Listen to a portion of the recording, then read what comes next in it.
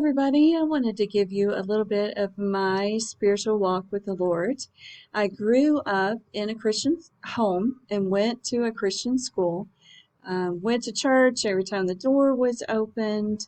And when I was 5 years old, my kindergarten teacher told us about Jesus and how he died on the cross for us and how we could have him as our personal Lord and Savior.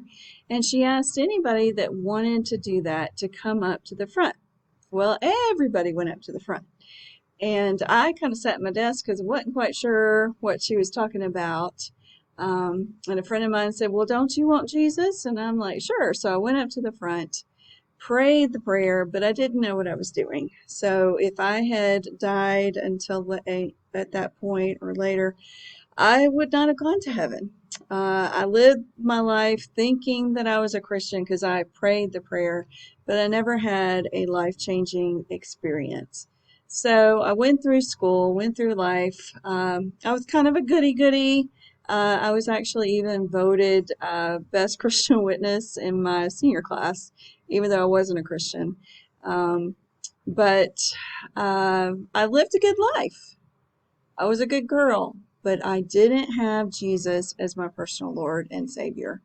So one night when I was about 19, I came home after a youth meeting and I just felt convicted that if I had died that night, I would not go to heaven. And so I knelt down by my bed and I prayed and asked Jesus to be the Lord of my life. I admitted that I was a sinner. I believed on Jesus. I confessed my sin and I accepted him as my personal Lord and Savior. And after that point, I was never alone, which is amazing and wonderful because when we have Jesus, we are never alone. And did everything magically come together? Did I stop having problems? No, unfortunately. In the Christian walk, we're still going to have issues. We're still going to have problems, but we don't have to go through those issues or problems alone. Jesus is there for us. Um, if you've heard the song called Joy in the Morning, I have learned to have joy even when my experiences, my situations make me scared or make me depressed or anxious. I've learned to still have joy in knowing that Jesus is with me in whatever comes my way. Um, for a while, my husband and I got married. We met in seminary, and he pastored several churches. We had 2 kids. And then we had some situations in our life where my husband was ill. And I kind of had to do a lot, kind of a single parent. We were still together, but he was ill and not able to help with the kids or anything like that. God brought him out of some tough stuff. Um, and during that time, I was teaching, had 2 toddlers, and I was going to school online to get my master's. And I thought I could not do it, but I did. So I know where many of you are coming from. I know what it's like to be in a situation where you're working, you have kids, maybe you're doing it as a single parent. I know what it's like to be where you are, but don't give up. Know that Jesus is there for you and know that I'm going to be cheering you on as you go through my classes, as you get closer to being a teacher. I will be cheering you on. And know that Jesus will never leave you or forsake you.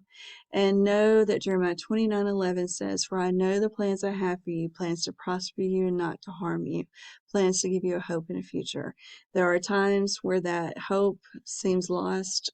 There's times when that future seems bleak, but Jesus is right there beside you. Don't ever forget that.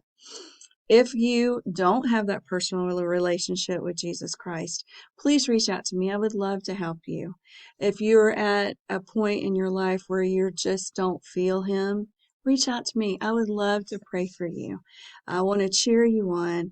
I want, first of all, in my classes for you to grow closer to Jesus. Secondly, I want you to learn how to be an amazing educator who loves Jesus. Yes, we can't share our personal spiritual journey with our students, but we can be the hands and the feet of Jesus. So I hope that you learn to be that. I hope you know that I'm here for you. I will pray for you anytime. I'm so excited to be on this journey with you, and I know you're going to do great. But most of all, I pray that you have Jesus. Thank you.